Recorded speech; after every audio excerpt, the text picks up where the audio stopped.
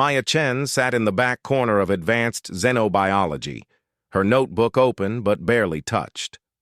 While Professor Kellerman droned on about the reproductive cycles of Altarian moss creatures, her eyes tracked every movement in the lecture hall. The way Jacob shifted nervously when discussing predator-prey relationships, how Zara's breathing quickened during descriptions of hunting behaviors, the subtle tension in Commander Torres when he mentioned territorial disputes. Most students saw a shy human girl who rarely spoke above a whisper. They noticed her threadbare clothes, her habit of eating alone, and how she flinched whenever someone approached too quickly. What they didn't see was how her fingers unconsciously mapped exit routes, or how her seemingly wandering gaze cataloged every potential weapon within reach. The Galactic University of Kepler 442b prided itself on being the most prestigious institution in known space. Students from hundreds of species competed for admission. Humans were still relatively new to the galactic community, having achieved faster-than-light travel only 50 years ago. Most alien students viewed them as primitive curiosities, violent but ultimately harmless compared to the established powers. After class, Maya gathered her things slowly, waiting for the crowd to thin. She had learned that moving with groups drew attention, and attention was the last thing she wanted. As she headed toward the library, 3 Vorthon students blocked her path. Vorthons were apex predators from a high-gravity world, standing nearly 8 feet tall with razor-sharp claws and bioluminescent threat displays. They dominated most social hierarchies. The leader, Kextar, had made it clear from day one that he considered humans beneath notice. "Little human," Kextar's translator rendered his growls into universal standard. "You will complete my molecular chemistry assignment, due tomorrow." Maya kept her eyes down, her voice barely audible. I have my own work to finish." Kextar's claws extended slightly, a clear threat display. His companions, Zilneth and Vordash, moved to flank her. Students in the corridor slowed their pace, sensing drama but unwilling to intervene. Interspecies conflicts were common enough, and humans were generally considered acceptable targets. "Perhaps you misunderstood." Kextar leaned closer, his breath hot against her face. "This was not a request." Maya's shoulders trembled slightly. She clutched her books tighter against her chest, the picture of a terrified young woman. "Please, I just want to go to the library." "After you agree to help your betters?" Vordash reached out to grab her arm. What happened next lasted less than 3 seconds. Maya dropped her books, her body moving with fluid precision. Her elbow connected with Vordash's solar plexus as she spun, driving the breath from his lungs. Kextar lunged forward, claws extended, but she was already inside his reach. Her palm strike to his throat sent him staggering backward, gasping. Zilneth had time to realize the situation had changed before Maya's knee found his diaphragm. As he doubled over, her forearm came down across the back of his neck, and he collapsed. The entire exchange was executed with surgical precision. No wasted motion, no unnecessary force. She had disabled 3 dangerous predators without seriously injuring any of them, a level of restraint that spoke to profound combat experience. Maya quickly gathered her scattered books, her hands shaking as if from shock rather than adrenaline. Students who had witnessed the encounter stood frozen, unsure of what they had seen. Had the quiet human girl really just neutralized 3 Vorthans in hand-to-hand combat? "I'm sorry," she whispered to the groaning aliens. "I didn't mean to. I just got scared." Before anyone could respond, she hurried away toward the library, leaving behind 3 of the university's most feared bullies struggling to catch their breath. Word spread quickly through the student body, but the story changed with each telling. Some claimed the Vorthons had simply slipped and fallen. Others insisted they had been jumped by a gang of humans. The truth seemed too improbable to believe. In her dormitory that night, Maya sat on her narrow bed, staring at a photograph hidden in her textbook. The image showed a younger version of herself in military fatigues, standing among a unit of hardened soldiers. Behind them, the smoking ruins of what had once been a Zarathi occupation facility. She had been 15 when the Zarathi invaded Earth. The spider-like aliens had expected easy conquest of a primitive world, but they had underestimated human adaptability and desperation. Maya had volunteered for the resistance at 16, lying about her age. By 18, she was leading deep penetration raids behind enemy lines. The war had lasted 7 years. When it finally ended, Earth's military had developed tactics that made other species nervous. Humans fought differently than anyone else, with creativity, ruthlessness, and an absolute refusal to accept defeat. They used weapons their enemies considered dishonorable, attacked targets others deemed off-limits, and displayed a talent for psychological warfare that bordered on the supernatural. Maya had been one of their most effective operators. While Zarathi commanders searched for large military formations, she moved alone through their territory like a ghost. Supply convoys would simply disappear. Forward operating bases would go silent in the night. Command posts would be found empty except for detailed intelligence reports left behind as calling cards. The Zarathi had eventually given her a name in their language that translated roughly as the shadow that hunts. Intelligence reports described her as everything from a cybernetic supersoldier to a pack of trained killers working in coordination. They never suspected she was a single teenage girl with a talent for violence and a complete inability to quit. After the war, Earth's government had offered her medals, promotions, and a lifetime of comfortable assignments. Instead, she had requested transfer to the Galactic Exchange Program. She wanted to study, to learn about the universe beyond war and killing. The transition from elite commando to college student should have been simple, but Maya had discovered that some skills never fade. The hypervigilance that had kept her alive behind enemy lines made peaceful environments feel like elaborate traps. Her ability to read people's intentions from micro-expressions and body language turned every social interaction into a tactical assessment, and her instinctive response to threats remained the same as always: swift, decisive, and overwhelmingly violent. She had hoped that pretending to be helpless would prevent situations like the one with the Vorthons.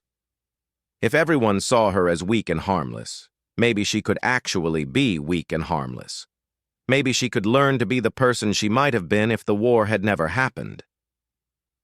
A soft chime indicated an incoming message on her personal communicator. Maya opened it to find a brief note from Professor Kellerman. "Please see me in my office tomorrow morning. We need to discuss today's incident." Maya sighed and closed the device. She had hoped her cover story would hold, but Kellerman was ex-military himself. During the lecture, she had noticed the way he carried himself, the unconscious, tactical awareness in his movements. If anyone would recognize combat training when they saw it, it would be him. She looked again at the photograph, then carefully tucked it back between the pages of her xenobiology textbook. Tomorrow, she would have to decide whether to maintain her charade or trust someone with the truth. Either choice carried risks she wasn't sure she was ready to face. Outside her window, the lights of the campus sprawled across the valley like stars. Alien students from dozens of worlds pursued their studies in peace, preparing for careers in science, diplomacy, and commerce. They had never known war the way humans knew war. They had never been forced to choose between civilization and survival. Maya envied them that innocence, even as she remained ready to protect it, because somewhere in the galaxy, other threats were stirring. Other predators were watching and waiting for signs of weakness. And when they came, the quiet girl from Earth would be ready to remind them why humans were the most dangerous species they would ever encounter. The soft sounds of the dormitory settling into sleep surrounded her, but Maya's eyes remained open, watching the shadows and listening to the night. Some habits, she reflected, were harder to break than others. Professor Kellerman's office occupied a corner of the xenobiology building, its windows overlooking the memorial gardens where students from various species honored their war dead. Maya knocked softly on the doorframe, noting the defensive positioning of his desk and the clear lines of sight to all entrances. Definitely military. "Come in, Miss Chen." Kellerman gestured to a chair across from his desk. He was human, perhaps 50 years old, with the controlled movements of someone who had seen combat. "Please, sit. Coffee?" Maya shook her head, settling into the chair with her back to the wall. "Professor, about yesterday. Yesterday, 3 Vorthans who outweigh you by a combined 600 pounds somehow ended up on the floor." Kellerman leaned back in his chair, studying her carefully. "The security footage is interesting. Would you like to see it?" Maya's stomach clenched. But she kept her expression neutral. "I'm not sure what you mean." Kellerman activated a holographic display above his desk. The footage showed the corridor incident in perfect clarity, Maya's devastating counterattack, the surgical precision of her movements, the way she controlled every aspect of the engagement while appearing terrified. Even knowing what to look for, the professor had to slow the recording to quarter speed to track her actual techniques. "Zilneth is still having trouble with his breathing," Kellerman observed. "Vordash has bruising consistent with a precise strike to his celiac plexus. And Kextar, well, let's just say he's speaking much more quietly these days." He paused the display. "That's some impressive work for a scared college girl." Maya remained silent, her hands folded in her lap. She had prepared several cover stories, but looking at Kellerman's knowing expression, she realized deception would be pointless. "Your academic records show standard Earth education, no military service, no formal combat training." Kellerman pulled up another display. "But your entrance essay mentioned spending time in refugee camps during the Zarathi occupation. That must have been difficult." "A lot of people had difficult experiences during the war," Maya said quietly. "True, but most of them didn't develop the ability to disable trained killers with their bare hands." Kellerman leaned forward. "I served with the 5th Expeditionary Force during the liberation of Kepler 186F. Saw plenty of combat against Zarathi forces. I know what their tactics looked like, and I know what it took to counter them." Maya felt a familiar tension building in her shoulders. Every instinct told her to assess threats, plan escape routes, prepare for violence. Instead, she forced herself to remain still. "What do you want, Professor?"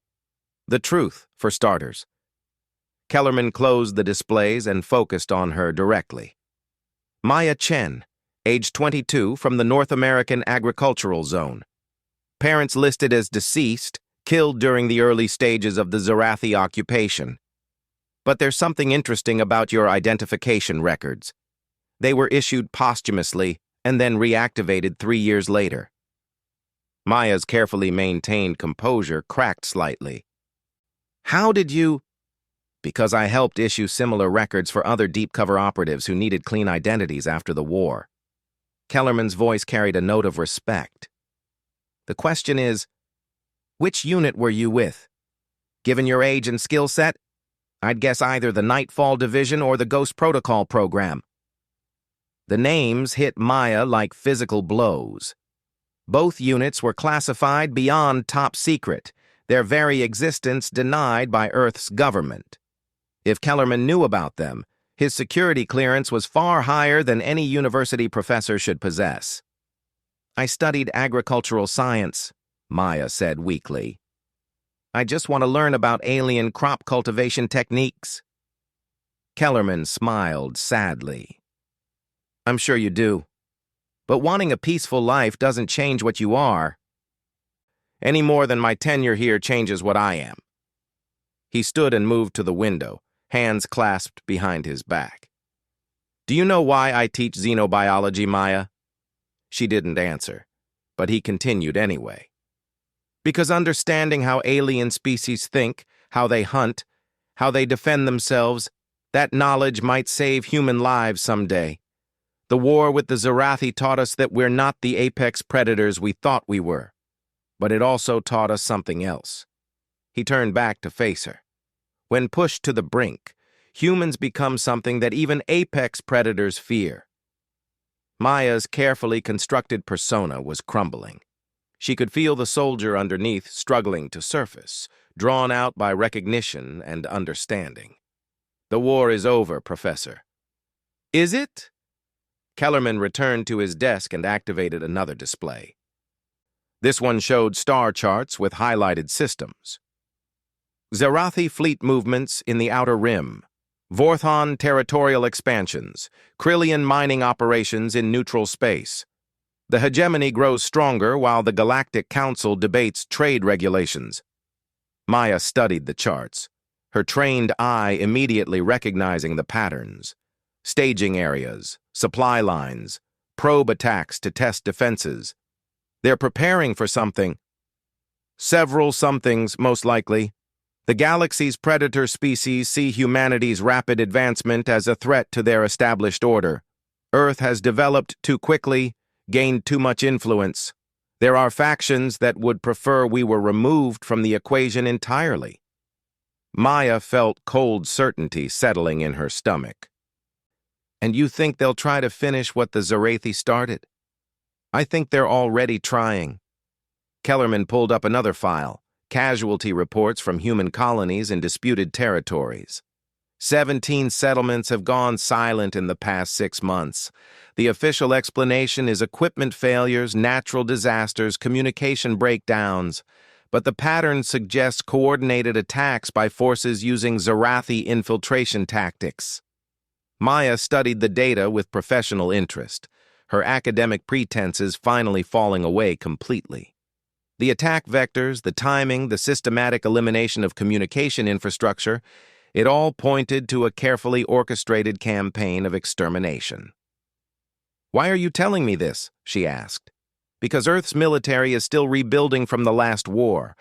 Most of our experienced special operations personnel are either dead or suffering from combat trauma. The few who remain active are spread thin across 100 different assignments." Kellerman met her eyes. "We need our best people in positions where they can gather intelligence and respond to threats. You want me to spy on my fellow students? I want you to do what you do best. Hunt." Kellerman's expression was grave. "Because make no mistake, Maya, they're hunting us. And when they make their move, the galaxy is going to learn why humans are the most dangerous species that ever evolved." Maya stood slowly, her mind racing through implications and possibilities. She had come to the university to escape her past, to find some measure of peace after years of violence. Instead, she was being asked to embrace that past, to become once again the weapon she had tried so hard to leave behind. "What about my studies? My life here?" "Continue exactly as you have been. Maintain your cover as a quiet, harmless student. But watch. Listen. And when the time comes..." Kellerman opened a desk drawer and removed a small device that Maya recognized as a military-grade communication array. "Remember that some skills are too valuable to waste." Maya took the device, feeling its familiar weight in her palm. Such a small thing, but it represented a return to a world she had hoped never to see again.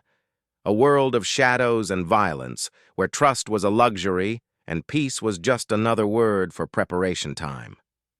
"There's something else," Kellerman said quietly. "The Vorthans you encountered yesterday, they weren't acting on their own initiative. Kextar's family has deep connections to the Hegemony War faction. His presence here might not be coincidental." Maya felt her predator instincts sharpening, the familiar rush of the hunt beginning to course through her veins. She had spent 3 years trying to suppress those instincts, to pretend she was just another student pursuing an education.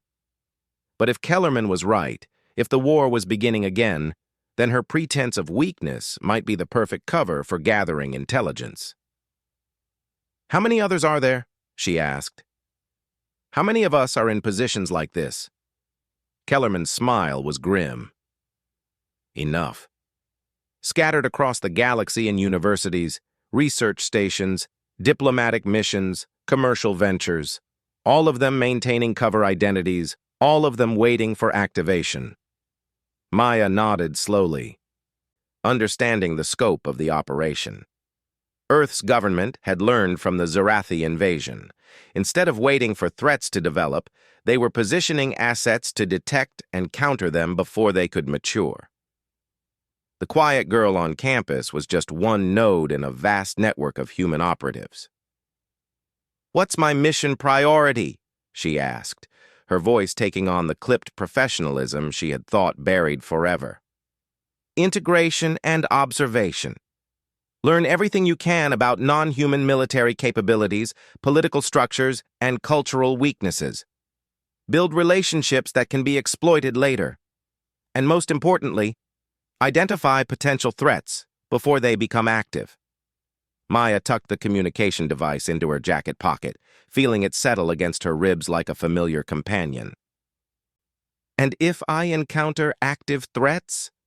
Kellerman's expression grew cold. "Do what you were trained to do.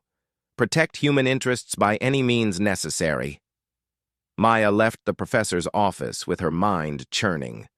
The peaceful campus suddenly looked different to her trained eye. Not a sanctuary of learning, but a battlefield where information was the primary weapon and every interaction carried strategic importance. Her fellow students, aliens from dozens of worlds, were no longer just classmates but potential sources of intelligence or targets for elimination. The Vorthens who had threatened her were enemy agents whose connections needed to be mapped and exploited. Even her human classmates became resources to be protected or security risks to be monitored. As she walked across the quad toward her dormitory, Maya caught herself automatically cataloging defensive positions and escape routes. The habits of war were reasserting themselves with frightening ease, as if the past 3 years of attempted normalcy had been nothing more than an extended reconnaissance mission. That night, as she stared out her window at the alien stars, Maya activated the communication device for the first time. A single encrypted message waited for her, containing coordinates and a recognition phrase. Somewhere else on campus, another operative was waiting to make contact. The quiet girl was gone.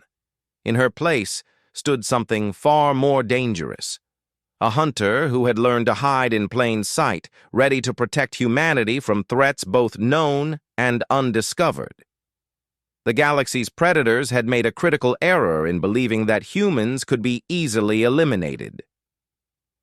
They were about to learn why Earth's children were the most dangerous prey they could have chosen to stalk. 2 weeks after her conversation with Professor Kellerman, Maya had identified 17 potential intelligence assets and 3 confirmed enemy operatives on campus. The recognition phrase from her encrypted message had led her to Dr. Sarah Voss, a human linguistics professor who specialized in hegemony battle languages. Together, they had begun mapping the complex web of alliances and enmities that existed beneath the university's peaceful facade. Maya maintained her cover as the quiet, nervous student, but her nights were spent in a different role entirely. Using skills honed during years of warfare, she moved through the campus like a ghost, placing surveillance devices, copying encrypted communications, and building detailed psychological profiles of every non-human student who might pose a threat. The Vorthons had proven especially valuable sources of intelligence. Kextar's humiliation had made him careless, and his private communications revealed a network of hegemony sympathizers spread across multiple star systems. They believed humans were a temporary aberration that needed to be eliminated before Earth could establish permanent footing in galactic affairs. What they didn't know was that every message they sent was being intercepted and analyzed by a network of human operatives who had learned the art of invisible warfare from the most vicious teachers imaginable. Tonight was different, though. Maya crouched in the shadows of the xenobiology building, watching a meeting that wasn't supposed to be happening. 12 aliens from 6 different species, all gathered in Professor Kellerman's laboratory after hours. The energy signatures from inside indicated they were using military-grade communication equipment. Maya's enhanced hearing picked up fragments of conversation in multiple languages, but the universal translator in her ear painted a clear picture.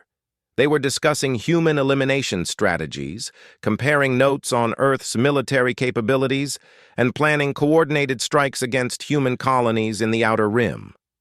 What made the situation truly dangerous was that these weren't just students expressing xenophobic opinions. The Krillian representative was a confirmed intelligence officer.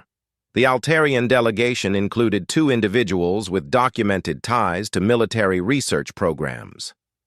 And the Vorthon contingent was led by someone Maya recognized from classified war crimes reports, a strategist who had helped plan the initial Zarathi invasion of Earth. Maya activated her communication device and sent a priority alert to Dr. Voss. Within minutes, she received confirmation that similar meetings were taking place on 17 different campuses across the galaxy. The enemy wasn't just preparing for war, they were already conducting it, using universities as cover for intelligence operations and recruitment centers for sympathetic aliens. The meeting inside was concluding. Maya melted back into deeper shadows as the participants began to emerge. She photographed each face, recorded their biosignatures, and tracked their movements as they dispersed across the campus. 3 headed toward the communication center, likely to send reports to their handlers. 4 returned to dormitories where they would continue planning. The remaining 5 moved toward the restricted sections of the research complex. Maya made a decision that would have consequences far beyond the quiet campus. Instead of simply observing and reporting, she chose to act. The first target was Zekthara, the Krillian intelligence officer. Maya intercepted him in a service corridor between buildings, using a neural disruptor to render him unconscious before he could raise an alarm. A quick search revealed encrypted data storage devices and a list of human operatives marked for elimination. Her own name was at the top of the list, along with Dr. Voss and 13 other covers that had apparently been compromised. The second target required more finesse. Veltanus, the Altarian military researcher, was heading toward the quantum physics laboratory where sensitive research was conducted on faster-than-light communication technology. Maya shadowed him through 3 security checkpoints, noting how easily he bypassed systems that should have been impenetrable. When Veltanus began downloading classified research data, Maya struck. The Altarian was larger and stronger than she was, but he had never encountered human close-quarters combat techniques. Within seconds, he was unconscious, his stolen data recovered, and his access codes extracted through methods that would have made Earth's interrogation specialists proud. The remaining targets proved more challenging. They moved as a coordinated unit toward the university's central communications array, clearly intending to transmit intelligence to their handlers before disappearing into the wider galaxy. Maya realized she was facing a coordinated exfiltration. They knew their operation had been detected and were attempting to salvage what they could before vanishing. Maya sent another priority message to Dr. Voss. Package compromised. Initiating containment protocol. The response came back immediately. Confirmed. Full activation authorized. Show them who we are. Maya felt a familiar chill run down her spine. Full activation meant the end of pretense, the complete abandonment of her cover identity. It meant revealing to the galaxy exactly what humans became when their survival was threatened.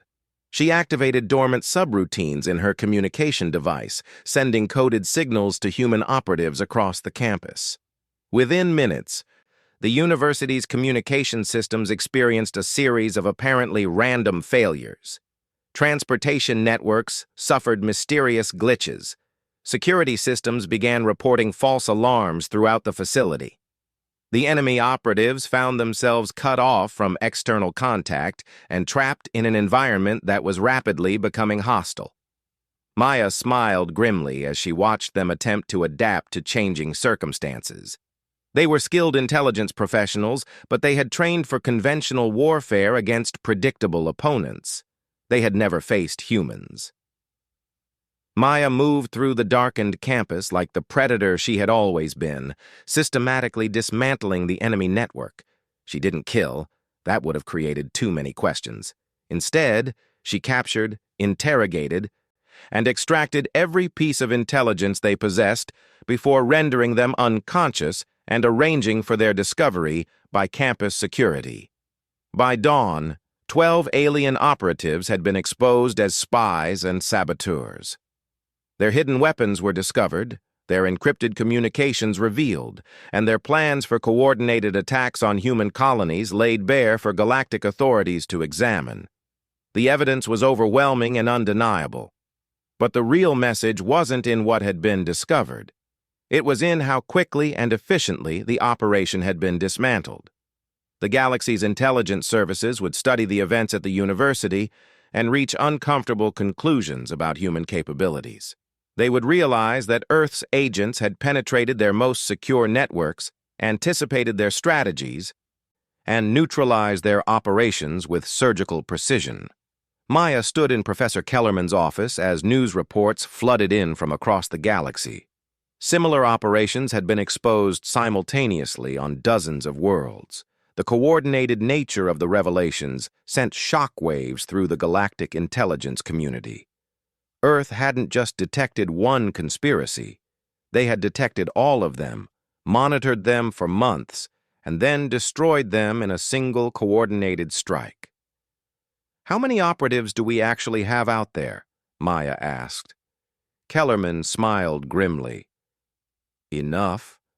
The galaxy's predator species made a fundamental error in their assessment of human nature. They assumed we would react to threats the way they would, with direct confrontation and overwhelming force." He pulled up a galactic map showing the scope of the night's operations. "Instead, we did what humans do best. We adapted, we learned, and we turned their own strategies against them." Maya studied the map, noting the scope and precision of the coordinated strikes. This was planned from the beginning, wasn't it? The whole university program, the student exchanges, the cultural integration initiatives. It was all intelligence gathering. Among other things, Earth's leadership learned from the Zarathi invasion that we can't afford to wait for threats to develop. We need to identify and neutralize them while they're still forming. Kellerman's expression grew serious. "But last night changed everything.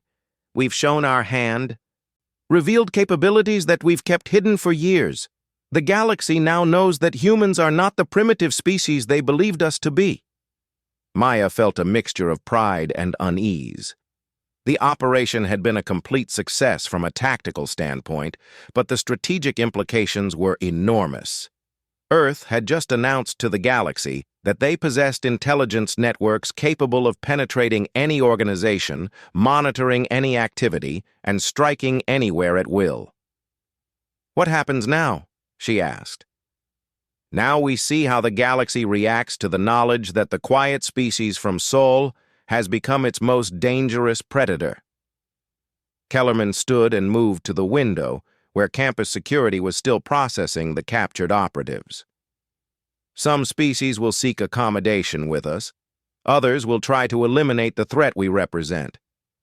And a few will attempt to learn from us." Maya joined him at the window, watching as her fellow students began to realize that their peaceful academic environment had been the site of the largest intelligence operation in galactic history. Humans would no longer be seen as harmless primitives struggling to find their place among advanced civilizations.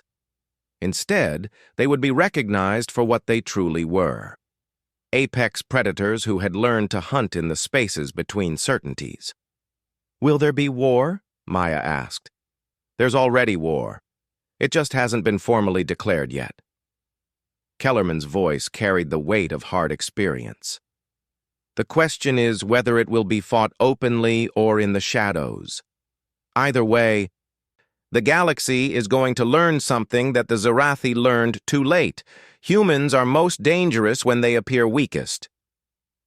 Maya thought about her journey from terrified refugee to elite operative to quiet college student. Each role had been authentic in its own way, but all of them had served the same ultimate purpose: protecting humanity from those who would see them destroyed. The quiet girl on campus had been the perfect cover for the most merciless hunter in known space. As she prepared to leave Kellerman's office and return to her dormitory, Maya realized that her war had never really ended. It had simply evolved, becoming more subtle and more devastating. The galaxy's predator species had spent years planning humanity's destruction, believing they held all the advantages. They were about to discover their mistake. Maya walked across the campus quad one final time as the quiet, nervous student. Tomorrow, she would receive new orders, a new identity, and a new mission. The girl who had flinched at loud noises and avoided eye contact would disappear, replaced by whatever role Earth's intelligence apparatus required. But somewhere in the galaxy's dark spaces, threats to humanity were already adapting to the new reality. They would become more careful, more sophisticated, more dangerous, and when they emerged from hiding, they would find that humans had adapted as well. The shadow that hunts never rested, never stopped learning, and never forgot that the price of human survival was eternal vigilance against those who would see them destroyed. The quiet girl had served her purpose. But the hunter she concealed would endure for as long as humanity faced enemies among the stars. Maya smiled as she entered her dormitory, already anticipating the challenges ahead. The galaxy had no idea what it had awakened when it chose to threaten the children of Earth. But they were going to learn, one eliminated threat at a time, why humans were the apex predators that even apex predators feared to face.